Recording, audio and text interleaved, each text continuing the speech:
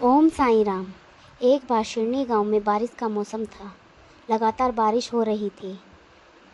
खेत लहरा रहे थे। इतनी हरी भरी खेती हो रही थी।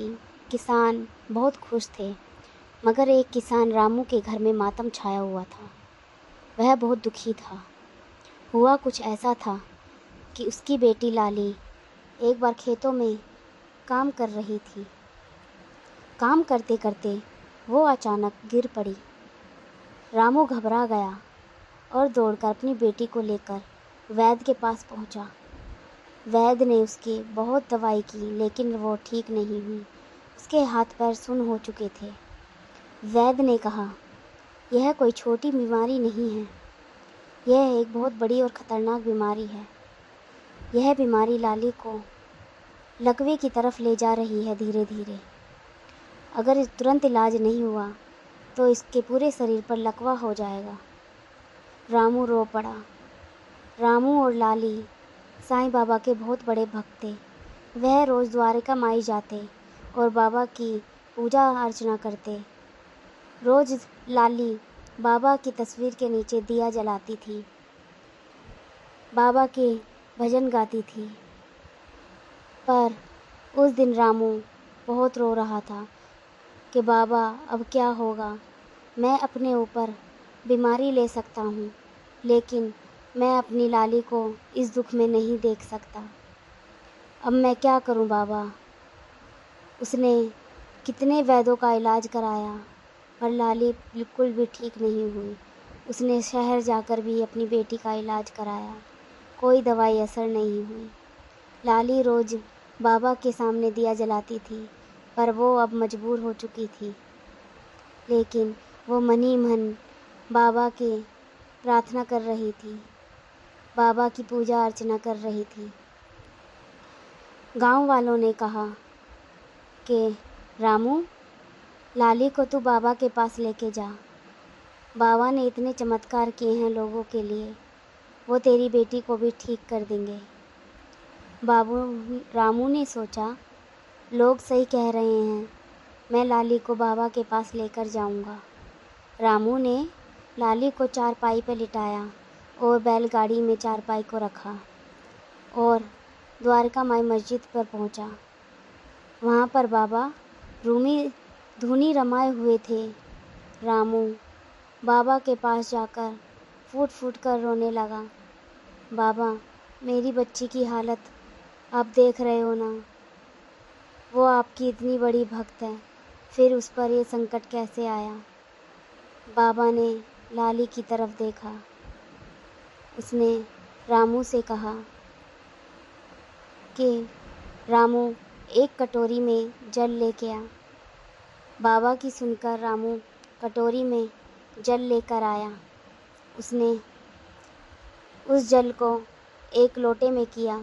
बाबा ने कहा, रामू, इस जल के अंदर ये थोड़ी धूनी डाल दे।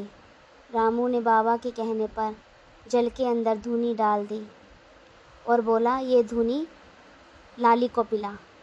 जैसे ही रामू ने अपने कांपते हाथों से वो धूनी लाली को पिलाई, लाली के हाथ पैरों में जान पड़ गई। बाबा ने लाली को कहा, लाली, उठ जा, अब तेरे उठने का वक्त हो गया है। लाली दौड़कर बाबा के पास पहुंची और ज़ोर ज़ोर से रोने लगी कि बाबा, आज आपकी वजह से मैं ठीक हो गई हूँ। रामू ने बाबा के सामने हाथ जोड़कर प्रार्थना की कि बाबा, आज आपने साबित कर दिया कि आपके भक्तों पर कभी भी कोई संकट नहीं आ सकता। जो श्रद्धा और विश्वास से आपकी पूजा अर्चना करेगा, वो कभी भी किसी भी संकट में पड़ेगा तो आप उसकी रक्षा हमेशा करोगे।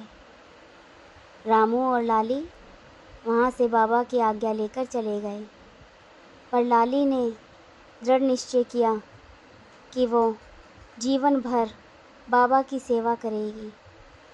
वह अपने से छोटी बच्चियों को इकट्ठा करती और रोज़ उन्हें बाबा की कहानियाँ सुनाती।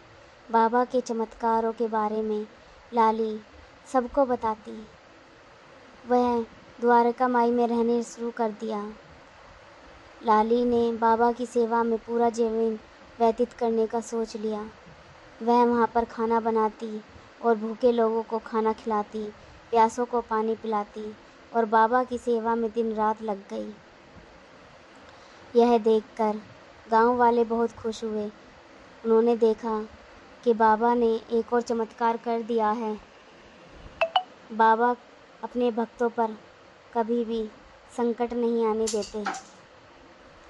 लाली को देखकर सभी लोग बहुत खुश हुए और बाबा की पूजा अर्चना करने द्वारका माई पहुँचे। सभी बाबा से बोले, बाबा आज आपने साबित कर दिया कि आप ही ईश्वर हो।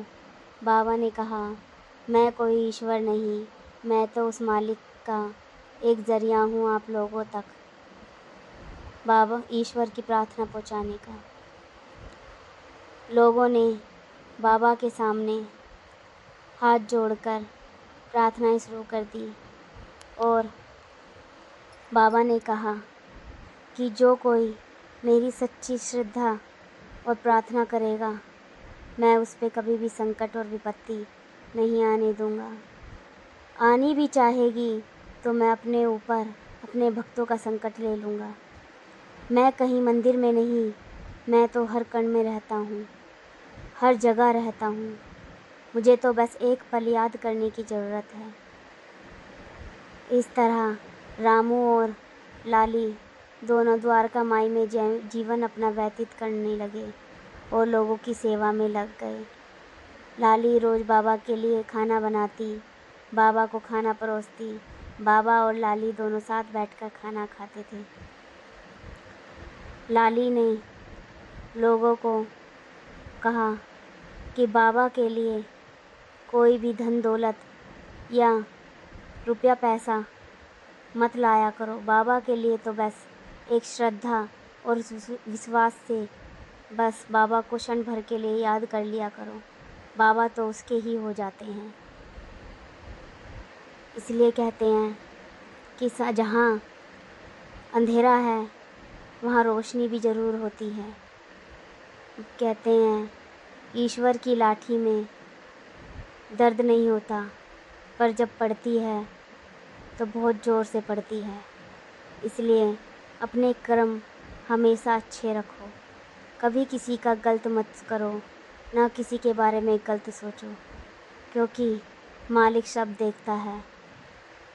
तुम किसी को रुलाकर हंस नहीं सकते, क्योंकि ईश्वर देखता है जितना तुम किसी को रुलाते हो, उससे दुगना मालिक तुम्हें रुलाता है। साईं बाबा कहते हैं रुपया पैसा सब यहीं धरा रह जाता है, सिर्फ तुम्हारे भाग्य साथ आता है और तुम्हारे कर्म साथ जाते हैं। इसलिए अपना कर्म अच्छा रखो, लोगों को कष्ट मत पहुंचाओ, ना किसी जीव जंतु को, ना किसी पेड़ पौधे को। अब तुम्हारे कर्म अच्छे होंगे तो मालिक भी तुम्हारा साथ देगा, तुम्हारे हर संकट हर विपत्ति में तुम्हें बचाएगा। साईं बाबा कहते हैं कि श्रद्धा और विश्वास ये दो ऐसी चीज़ हैं, अगर तुमने ईश्वर पर कर ली, उस मालिक पर कर ली, तो तुम्हें जीवन में सफलता ही मिलेगी, कभी कोई हरा नहीं सकता।